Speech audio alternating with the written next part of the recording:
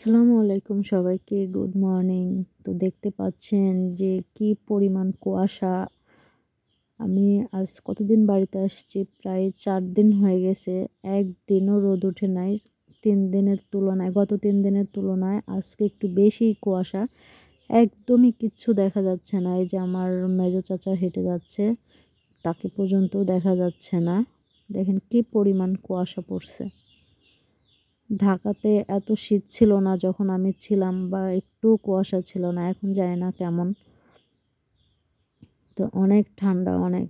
যেহেতু এত শীত আর সকালবেলা, শীতের সকাল, তো আমার আপা নাই বাড়িতে। আমার আপা শাশুড়ি অসুস্থ, তাকে নিয়ে হসপিটালে ভর্তি আছে। তো এখন আমি রান্না করব। তো আমার মাকে বললাম যে আমি বিরিয়ানি রান্না করব। তো এখানে আমি বিরিয়ানি চুলায় বসিয়ে দিয়েছি। গ্যাসের চুলাও কিন্তু আছে। মাটির চুলার রান্না বেশি মজা হয়, এই কারণে মাটির চুলায় রান্না করা হচ্ছে। আমরা তো ঢাকাতে সবসময় গ্যাসের চুলা রান্না খাই। আর আমাদের এই চুলাটা কিন্তু মাটি দিয়ে তৈরি না, এটা হচ্ছে সিমেন্ট দিয়ে তৈরি। তো অন্য একদিন আমাদের চুলাটা অনেক সুন্দর করে দেখাই দেব। আমি কিন্তু মাংস ছাড়া বিরিয়ানি রান্না করতেছি, কারণ আমরা এটা খাবো ইলিশ মাছ দিয়ে, বেগুনের ভর্তা আর শুকনা মরিচের ভর্তা। রান্নার সময় সবসময় মেহমানদেরটা থাকবে।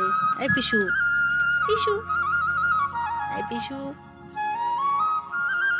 কেমন তাকায় থাকবে।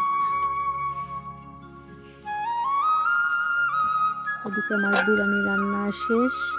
এখন হচ্ছে আমি মাছটা ভেজে নিব।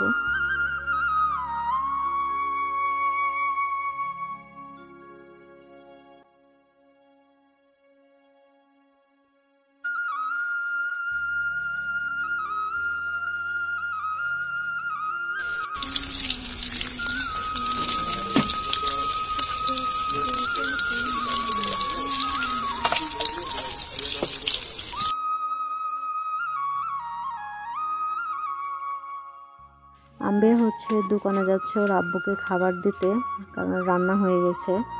অলরেডি 10টা, 10:30 বেজে গেছে। তো যেহেতু মানে শীতের দিনে একটু লেট হয়ে যায় উঠতে, এই কারণে একটু ভারী খাবারই খাওয়া দরকার। তো আমি এই কারণে আজকে বিরিয়ানি রান্না করেছি। তো আমি আর আম্বিয়া যাচ্ছি দোকানে ভাইয়াকে খাবার দিতে।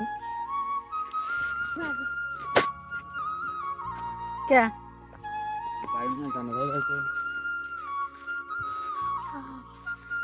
ওই যে পাবেলের দাদি। আমার আম্বিয়া বুড়ি দেখতে দেখতে কত বড় হয়ে গেছে। আমরা হচ্ছে আম্বিয়ার আব্বুর জন্য নাস্তা নিয়ে যাচ্ছি।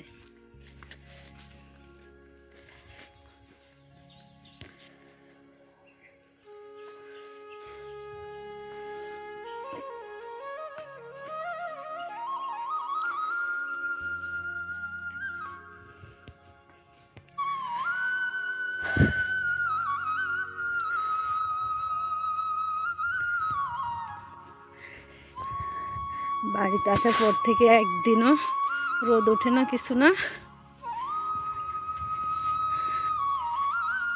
আর ঢাকায় তো শীতই ছিল না, জানি না এখন শীত কেমন।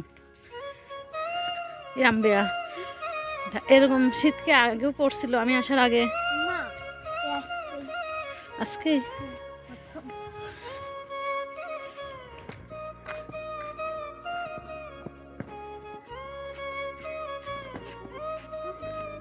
আমরা চলে যাব। জানাজা কয়টায়?